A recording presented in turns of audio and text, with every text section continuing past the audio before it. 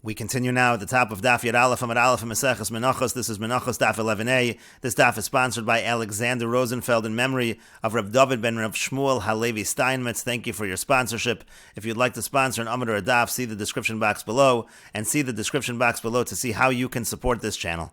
On the previous Amud, the Gemara brought the Mishnah which said that if when the Kohen takes the kometz, he takes the fistful of the karban mincha, if there's a pebble there, or if there's salt, or kort levona, if there's a little levona, frankincense, pasul, then it is pasul, it is disqualified. And Rashi explains, kort levona pasul mimnesha kometz chaser. The reason why it's disqualified is because the actual kometz, the flour, is missing some. It's not an exact fistful. Kedei makam kort, it's missing the amount of space that the levona is, the amount of space that the frankincense is within. And Rashi continues, Vim Tomer, if you're going to ask Ketzad kometz, how is it that you should ever take the kometz? V'halo levona al haminchi, but there's frankincense on the karban mincha. D'chsiv, as it's written in the pasuk, kol halavona asher al hamincha. It says the levona that's on the mincha. Teshuva ladavar, the answer is kishakometz, when he does take the fistful misalik halavona kula letzad echad, he moves the levona all to one side. The kometz hasoles me'emtza hakli, and he takes the flour from the middle of the vessel. And the Gemara asks, Kol hani lamali, why does the Mishnah give all these examples? It gives the example of tzror, a pebble. It gives the example of melach, salt, the example of levona, frankincense. All of these are the same basic idea. And the Gemara continues and answers, Stricha, it's necessary, di tana tzror, because if it just had tzror, a pebble, mishum delav bas hakravahi, that's not something that is offered on the mizbeach. Avol melach, but salt, the bas hakravahi, that's something that's offered on the mizbeach. Ema teskasher, I might think it's kosher. V'itana melach, if we just had salt, de lo ikva bahadei mincha meikara, that's not together with the karban mincha from the outset, from the beginning. Avol levona de ikva bahadei mincha meikara, but the frankincense, which is part of the mincha from the beginning, ema teskasher, I might say that it's kosher. Kamash Malon, that's why the Mishnah has all three cases. And Rashi explains, Melach bas hakravahi, salt is something that is offered. The la'achar shoya hakometz al hamizbeach, after the kometz is on the mizbeach, hayamolchu, it's only after the kometz is on the mizbeach that he salts it. It's not the same as the levona that's there from the outset, but still it is bas hakrav, it is something that is offered. Kidafarishas dachiyamar beperek gimel, that's what's said in the third perek. Yachol te mincha kula tuna melech, one might think the whole mincha requires salt. Talmud lomar al kol karboncha, karbon ton melech, a carbon requires melech, meaning again, when the kometz is on the mizbeach, that's when the salt is required. Vein kol mincha tuna melech, but the entire mincha does not require salt. Vikasha, now Rashi says, if you're going to ask v'lishmeinan levona, why doesn't the Mishnah just teach frankincense? That's problematic if it's in his hand with the kometz. V'chol shekein tzror melech, and then we could say obviously tzror and melech are a problem. Taretz will answer as follows: Itana levona bereisha, had levona been taught in the beginning of the Mishnah hachanami? Indeed, that would be a good question. Delomi boy leila misnei tzror v'melech, it wouldn't be necessary to teach tzror and melech. Elahoel v'nakat tzror bereisha tana levona v'melech. Since tzror is in the beginning of the Mishnah, so we have levona and melach as well. And the Gemara continues at the two dots. The Mishnah said, because they say the kometz, if it's missing a little or if it has too much, then it is pasul, it is disqualified.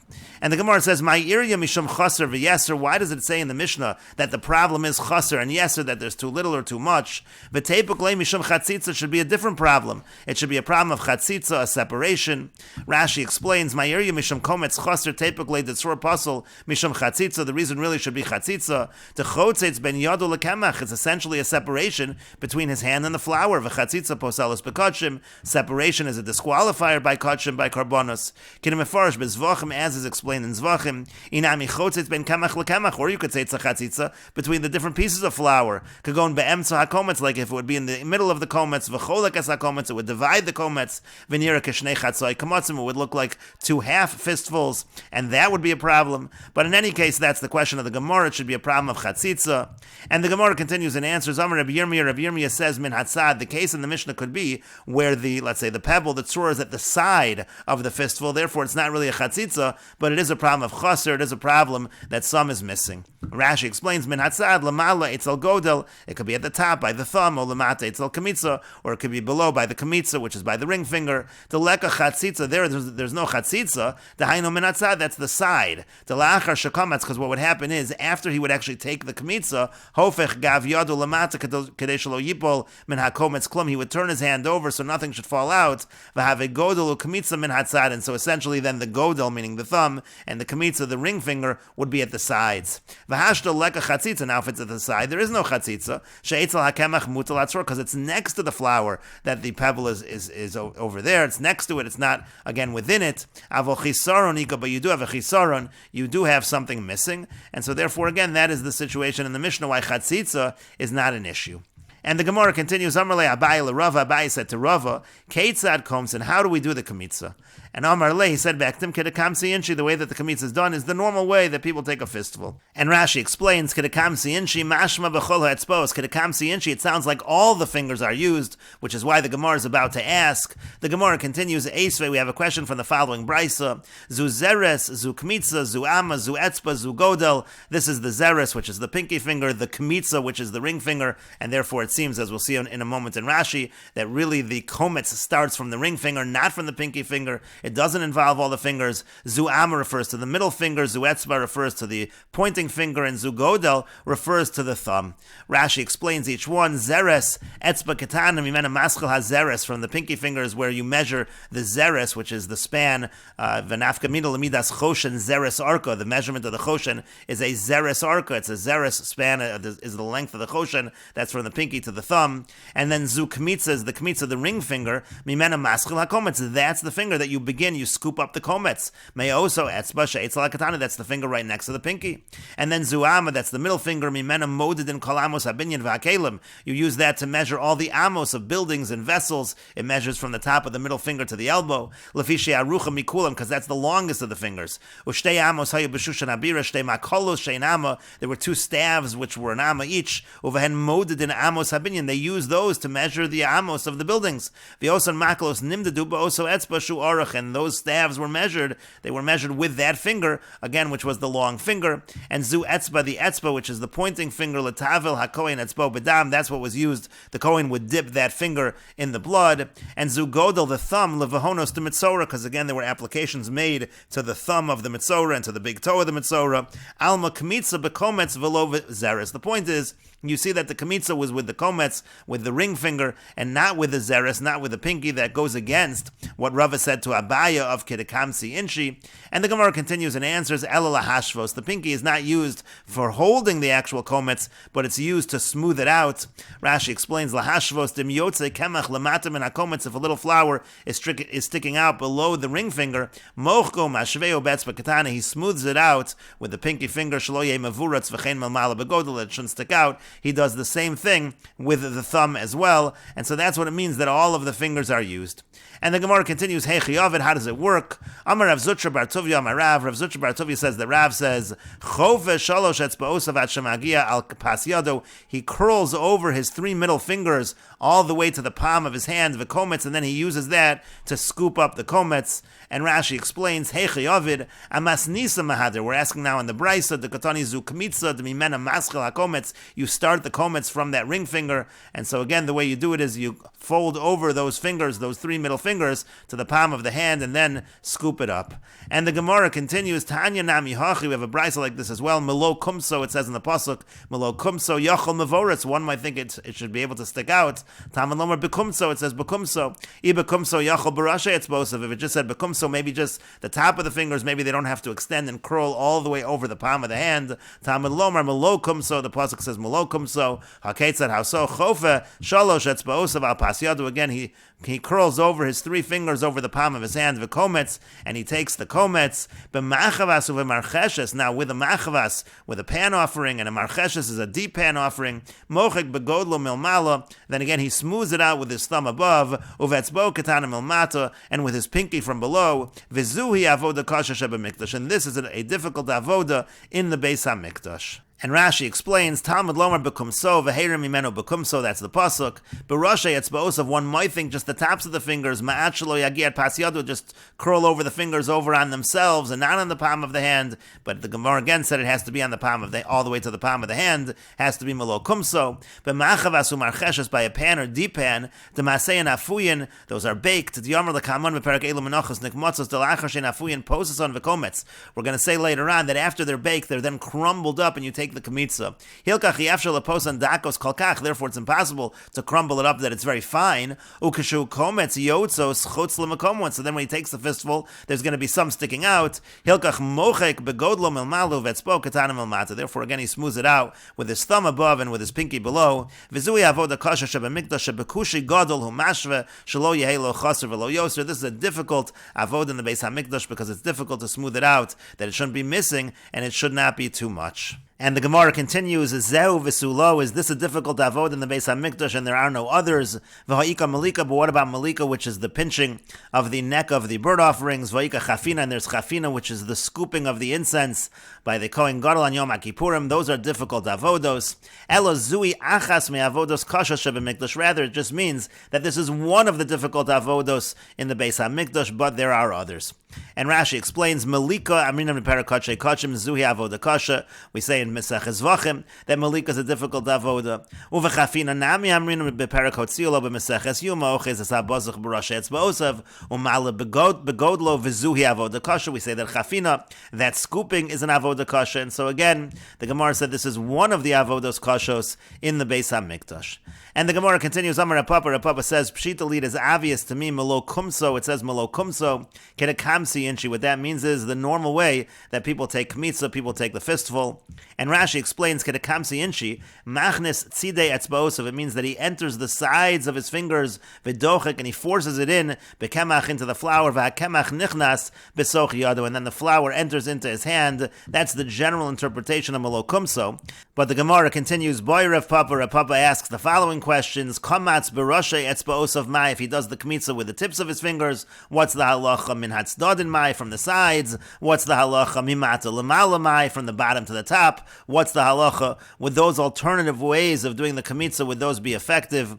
Rashi explains, beroshe etzbaosav shehichnis roshe etzbaosav bekemach. That would mean putting the tips of the fingers into the flour first. Upasi yodo klape kemach v'kometz melokomso, and then in that way take the fistful ad pas yodo ketikno mau, until it gets to the palm of his hand in the proper fashion. But again, he's doing it, he's starting barashe etzbaosav. What's the halacha? Min hatzdadin, from the sides, shenasan gav yodo ala kemach v'olech yodo ad shenichnas hakemach derech tzido l'soch yodo. He puts his hand into the flour, and then it's essentially being pressed through in that direction into his hand. Lishnachrina min hatzdadin mitzide hakli. Min hatzdadin could also mean, another explanation, it means from the sides of the vessel. Shelo kamatz be'emsa hakli. He doesn't do the kmitza in the middle of the vessel. And Rashi continues, milmata lamala, from the bottom to the top. Shehichnis etzbaosav bekemach. Again, he puts his fingers into the flour like Rosh etzbaosav. However, in this case, vegav hayad keneged hakemach. He has his hand upside down, so the back of his hand is towards the flour, v'kometz, and he takes the kmitza. Again, in all of these situations, what is the halacha? And the Gemara ends up saying take, with the Gemara ends up leaving it as a question. And the Gemara continues, Amar Papa says, Pshita li, it is obvious to me, Melo chafnav. By Melo chafnav, again, that's the chafina, that's the scooping of the Kohen Gadol of the incense. And Yom HaKippurim kedechafni inchi, it's done in the normal fashion. Boy Rav Papa asked, Chafan baroshe etzbaosav mao, if he does it with the tips of his fingers, what's the halacha? Min hatzdadin mao, if he does it from the sides, what's the halacha? Chafan bazu uvazu v'kirven zu eitzel zu, if he scoops with this and then brings them close together, mahu, what's the halacha? Take you. And again, the Gemara leaves this as a question.